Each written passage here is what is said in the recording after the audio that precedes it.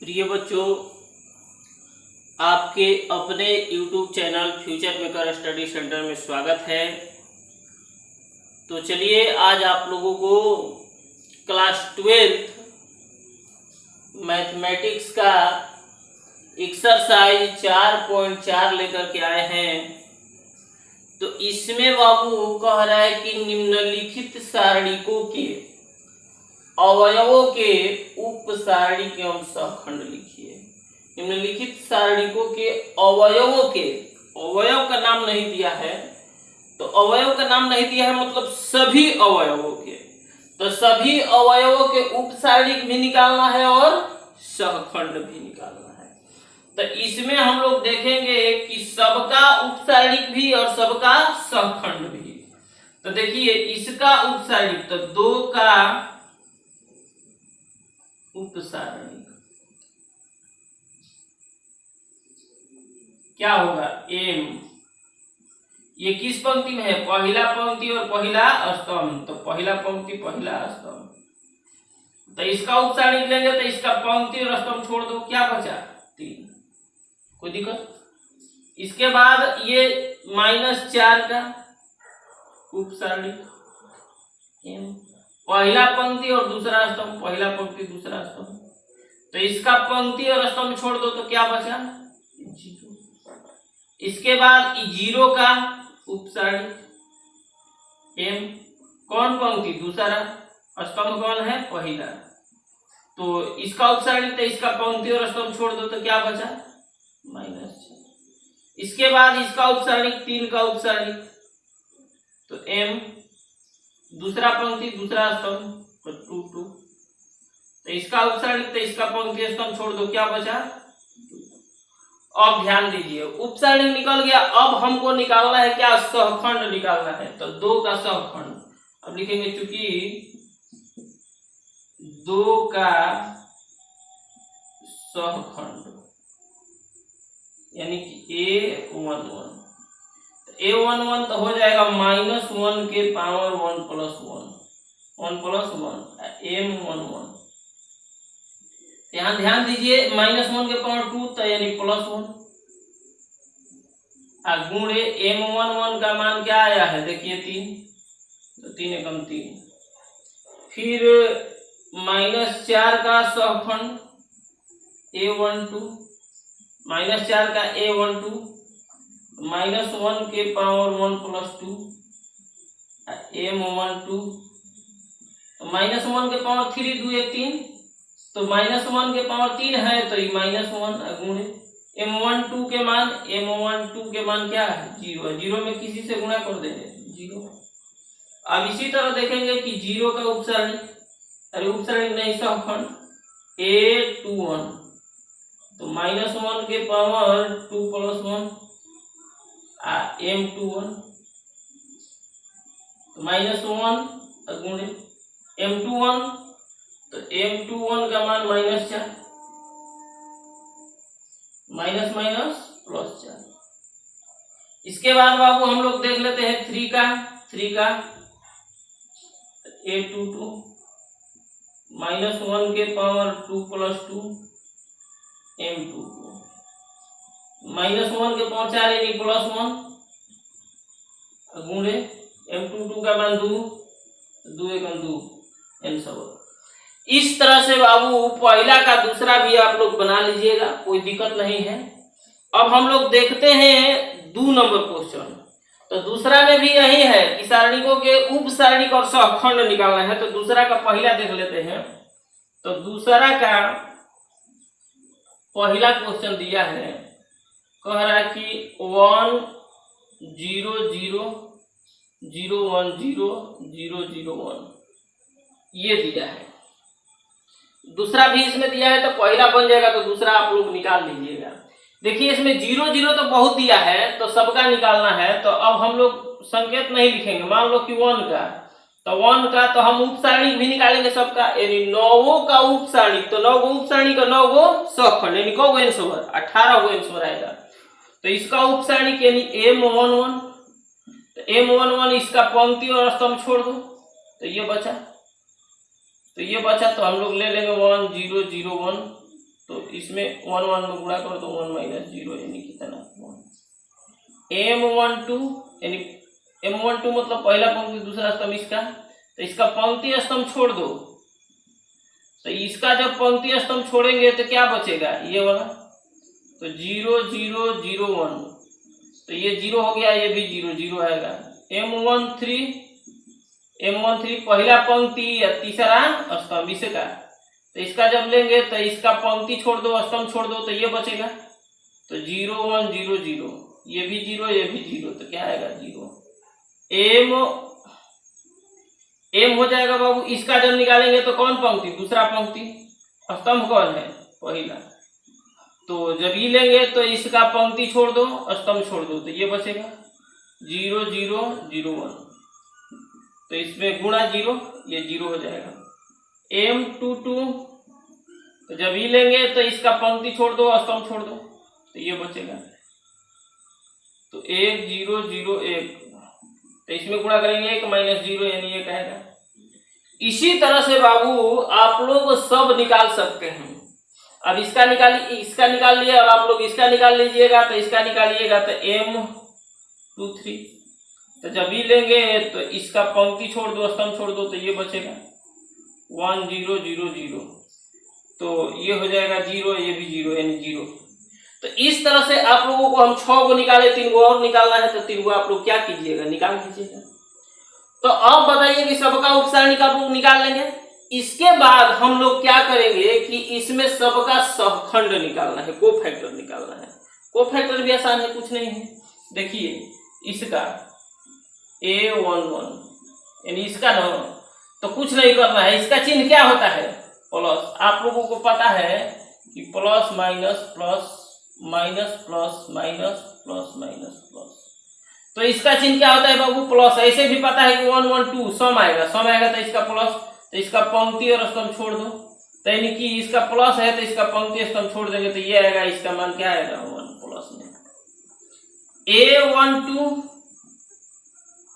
तो ये देखो 1 2, तो 1 2 क्या यानी कि इसका चिन्ह माइनस होगा, तो माइनस, और इसका पंक्ति स्तंभ छोड़ेंगे तो ये बचेगा, तो इसको हल करेंगे तो क्या आएगा 0। ऐसे समझा देते हैं बना करके। इसका हो जाएगा प्लस 1 0 0 1, तो ये नहीं प्लस 1, इसका माइनस, ये लेंगे तो माइनस, इसका पंक्ति स्तंभ छोड़ेंगे 0 0 0 0 0 1, तो माइनस 0 हो जाएगा, तो 0 का भी माइनस में नहीं रहता है, प्लस कर देंगे।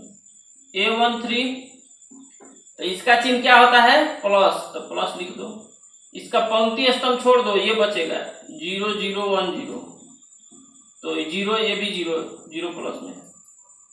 A13 A21 दूसरा पंक्ति पहला स्तंभ, इसका क्या निकालना है सहखंड निकालना है, तो इसका चिन्ह क्या होता है माइनस। इसके बाद इसका पंक्ति छोड़ दो स्तंभ छोड़ दो, तो ये 0 0 0 1, तो ये भी 0 0 का भी माइनस में नहीं रहता इसलिए प्लस। A22 इसका चिन्ह क्या होता है प्लस, तो प्लस कर दो, तो इसका पंक्ति छोड़ दो स्तंभ छोड़ दो, तो ये 1 0 0 1, ये क्या आएगा 1।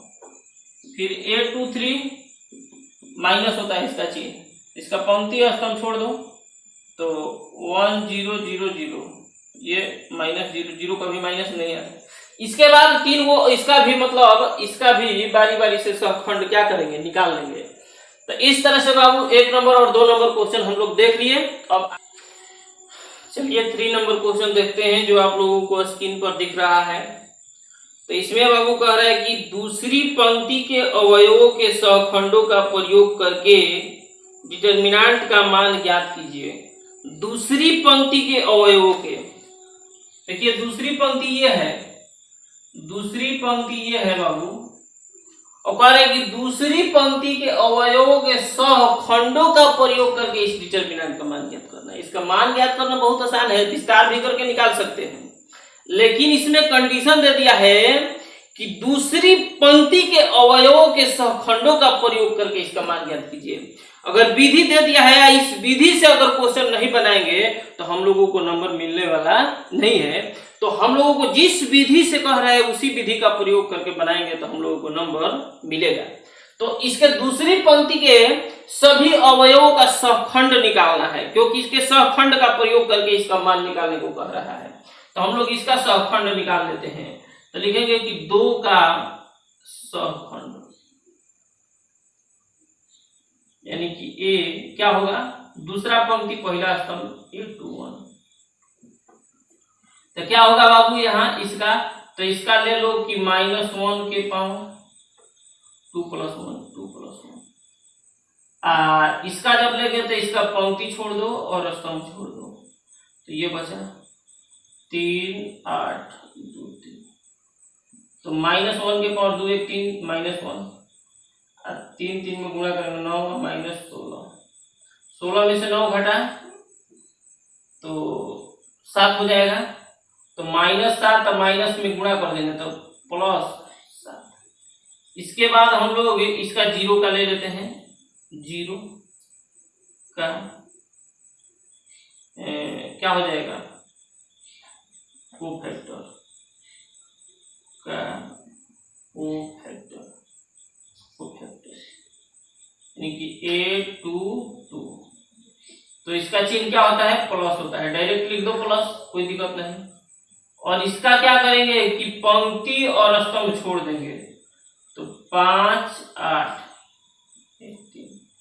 यहाँ क्या होगा, 5 3 15 -8 8 7 15। फिर ये 1 का कोफैक्टर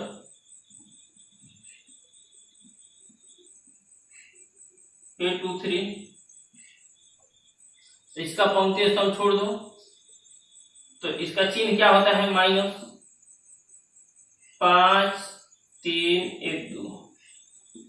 5 दूनी 10 -3। 5 दूनी 10 -3 यानी कि क्या हो जाएगा, -7 हो जाएगा। अब हम लोगों से कह रहा है, लिखेंगे कि चूंकि तीसरे पंक्ति के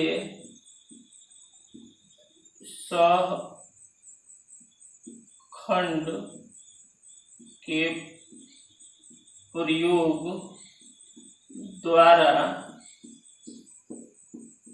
सारणिक का मान यानी कि डेल्टा बराबर, तो तीसरा पंक्ति का जो अवयव है A11 बराबर तीसरा नहीं बाबू, क्या है, दूसरे पंक्ति दूसरा। अब देखो A21 A21 2 A22 0 A23 1।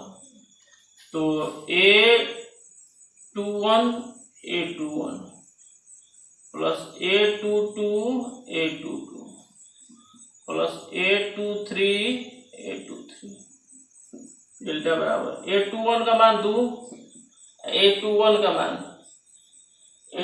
मान कितना ना 7 प्लस A22 का मान 0 गुणे A22 का मान 7 प्लस A23 का मान 1 गुणे A23 का मान -7। तो डेल्टा बराबर 7 गुना के 14 है 0 हो जाएगा, -7 एकम 7 -7। तो डेल्टा बराबर कितना 7। ये हो गया बाबू हम लोगों का आंसर। तो अब हम लोग क्वेश्चन नंबर 4 देखते हैं, जो आप लोगों को स्क्रीन पर दिख रहा है। इसमें कह रहा है 4 नंबर में कि तीसरे स्तंभ के अवयवों के सहखंडों का प्रयोग करके इसका मान ज्ञात कीजिए। डेल्टा बराबर देखिए दिया है, क्या दिया है 1 1 1 x y z और y z z x x y। तीसरे स्तंभ के अवयवों के सहखंडों का प्रयोग करके तीसरा स्तंभ ये है, तो इसके अवयव के सहखंड का प्रयोग करके इस सारणी का क्या करना है, मान निकालना है। तो पहले लिख दो पहला पंक्ति है तीसरा स्तंभ A13 तो YZ, फिर हो जाएगा ए दूसरा पंक्ति तीसरा स्तंभ 2 3 ZX, फिर लिख दो ए तीसरा पंक्ति तीसरा स्तंभ 3 3, ये हो जाएगा x। चलिए अब हमें इसका क्या निकालना है बाबू, सखंड निकालना है। तो सखंड निकाल लेते हैं। तो हम लोग लिखेंगे कि a 1 3, तो -1 के पावर 1 + 3। जब ये 1 + 3 लिखेंगे तो 1 + 3 1 3 ये है, तो इसका पंक्ति और स्तंभ छोड़ दो तो ये बचा। तो 1y 1z, तो ये 3 1 4 प्लस हो गया, तो प्लस ये गुणा कर दो तो z - y। चलिए निकल गया। फिर a 2 3 -1 के पावर 2 + 3, तो जब 2 3 लेंगे तो इसका ये लेंगे तो इसका पंक्ति छोड़ दो स्तंभ छोड़ दो, तो ये बचा 1x 1z 1x 1z, तो 3 2 5 माइनस यानी माइनस, इसमें गुणा कर दो तो z माइनस, इसमें माइनस से गुणा कर देंगे तो x प्लस में z माइनस में। इसके बाद a 3 3 3 3 -1 के पावर 3 + 3,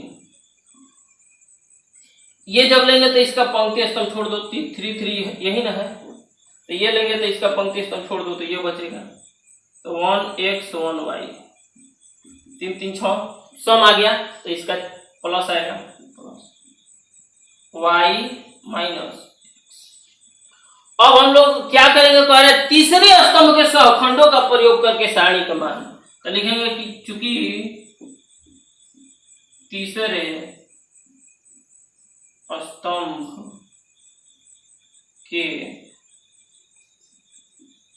सहखंडों के प्रयोग द्वारा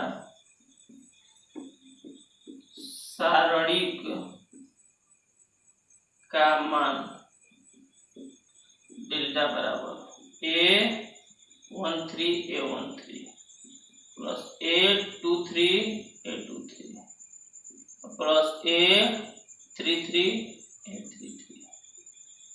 चलो इसमें ये हो गया yz, इसका मान आ गया कितना z - y प्लस इसका मान देखिए बाबू क्या है,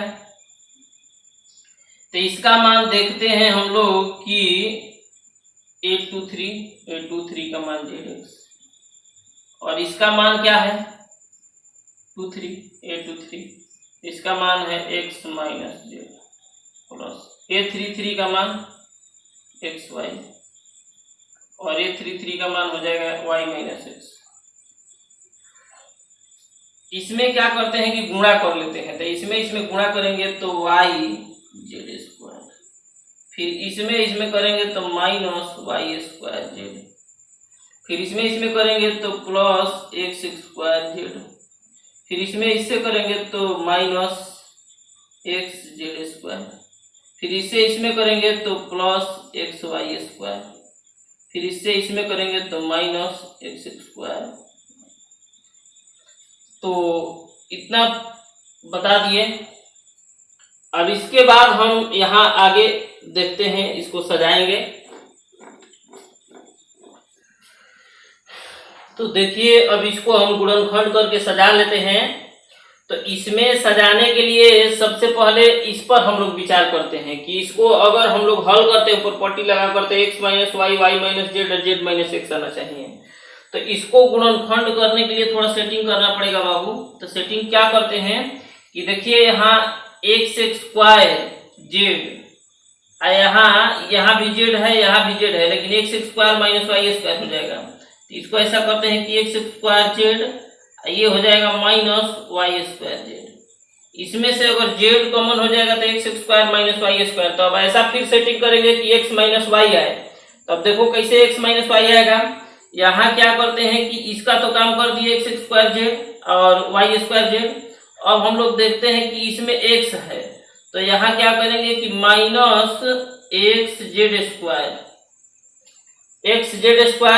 तो अब फिर देखते हैं कि प्लस एक्स वाई स्क्वायर, तो इसमें क्या करेंगे, नहीं अब इसमें वाई स्क्वायर लगे तो नहीं होगा, जेड स्क्वायर कॉमन करेंगे तो एक्स है, इसमें वाई, तो अब देखेंगे कि जेड स्क्वायर किस में है, तो जेड स्क्वायर यहाँ है, तो यहाँ ले लेते हैं, तो लिख देंगे कि प्लस वाई जेड स्क्वायर, यहाँ से जेड स्क्वायर कॉमन होगा तो एक्स माइनस वाई, तो ये भी हो गया, ये भी हो गया, ये भी हो गया, और एक्स जेड स्क्वायर भी हो गया, तो ये दोनों बचा। तो इसमें देखते हैं कि इसमें माइनस वालों को पहले minus x square y plus x y square. अब इसमें बाबू हम क्या करते हैं कि इसमें कॉमन लेते हैं, इसमें देखिए जेड कॉमन हो जाएगा, तो जेड कॉमन करेंगे तो x square minus y square. इसमें क्या करेंगे कि इसमें जेड स्क्वायर कॉमन हो जाएगा तो माइनस जेड स्क्वायर कॉमन, तो यहाँ बच जाएगा एक्स प्लस में और वाई माइनस में, तभी ना माइनस माइनस फिर प्लस आएगा। यहाँ देखिए एक्स भी कॉमन होगा, वाई भी कॉमन होगा, तो माइनस एक्स वाई कॉमन, तो एक्स दो है तो एगो एक्स बच जाएगा, तो minus plus minus x square y minus y, क्योंकि वाई दो है, वाई कॉमन हो गया तो एगो बच जाएगा।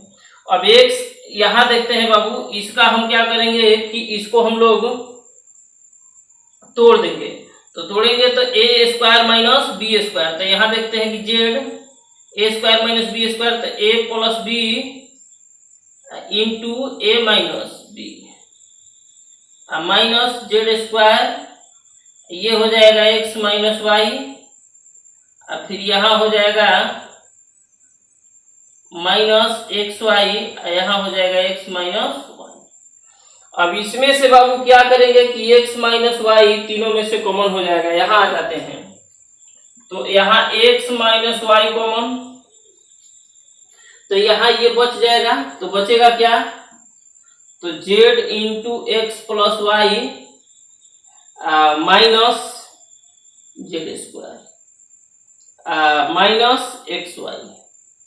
अब देखते हैं x माइनस वाई आ गया, अब y माइनस जेड आना चाहिए, इससे गुणा कर दो, तो जेड एक्स, फिर ये हो जाएगा plus z y minus z square minus x y. अब हमें y माइनस जेड चाहिए, तो y माइनस जेड चाहिए, तो अब दिमाग लगाएंगे, देखो यहाँ x माइनस वाई सेटिंग कर लेते हैं, सेटिंग ही मेन चीज होता है इसमें सबसे पहले बाबू देख लेते हैं कि x y माइनस जेड, तो यहाँ क्या करेंगे कि इसको हम लोग रख देते हैं यहाँ जेड वाई, जिसे मान लो इसको यहाँ कर देते हैं माइनस एक्स वाई, वाई अगर कॉमन करेंगे तो यहाँ जेड बचेगा, यहाँ माइनस एक्स बचेगा, तो यहाँ माइनस जेड स्क्वायर, यहाँ plus z x, x minus y, इसमें से कॉमन करते हैं, इसमें से वाई कॉमन हो जाएगा, तो क्या बचेगा जेड माइनस एक्स। इसमें से बाबू हम लोग देख रहे हैं कि जेड कॉमन करेंगे माइनस जेड, तो हो जाएगा यहाँ जेड माइनस एक्स, एक्स बच जाएगा, जेड निकल गया, माइनस माइनस फिर प्लस आ जाएगा, एक्स माइनस वाई। अब ध्यान दो ये जेड माइनस एक्स एक जैसा है, तो दोनों के बदला में एगो वाई माइनस जेड, तो वाई माइनस जेड और जेड माइनस एक्स, तो ये हो गया हम लोगों का आंसर। देखिए हम लोगों के हिसाब से तो बाबू यहीं पर आंसर छोड़ सकते थे, यहाँ पर भी आंसर छोड़ सकते थे, लेकिन हम क्या किए कि आंसर के हिसाब से इसका गुणनखंड कर दिए, और इसका गुणनखंड करते करते यहाँ तक ला दिए। कैसे पता, आप लोगों को प्रॉपर्टी वाला जो सिद्ध करने वाला 4.2 था, उसमें ऐसा क्वेश्चन दिया था कि जीरो ज्यादा से ज्यादा करते हैं तो x minus y, y minus z, z minus x आएगा, तो इस तरह से हल कीजिएगा, ये आ जाएगा। गुणनखंड नहीं समझ में आया होगा, ये गुणनखंड है बेसिकली आप लोगों को ये 9th क्लास और 10th क्लास के एडवांस मैथ में आप लोगों को पढ़ने को मिलेगा, तो इसको आप लोग नोट कर लीजिएगा। अब हम लोग क्वेश्चन नंबर 5 देखते हैं, जो ऑब्जेक्टिव क्वेश्चन है बाबू। तो 5 नंबर ऑब्जेक्टिव क्वेश्चन है, तो आप लोग ऑब्जेक्टिव है इसको बना सकते हैं, जो नोट 1 नोट 2 बताए थे उसके आधार पर बना लीजिएगा और देख लीजिएगा आप लोग खुद से, और कमेंट कीजिएगा कि इसका ऑप्शन कौन होगा, तो इसको खुद से बनाइएगा। तो बस आज के वीडियो में इतना ही, ये आप लोगों का एक्सरसाइज 4.4 समाप्त हुआ। तो बस आज की वीडियो में इतना ही। थैंक्स, धन्यवाद। और एक बात जाते जाते कहेंगे कि अंगूठा दबा दीजिएगा। थैंक्स।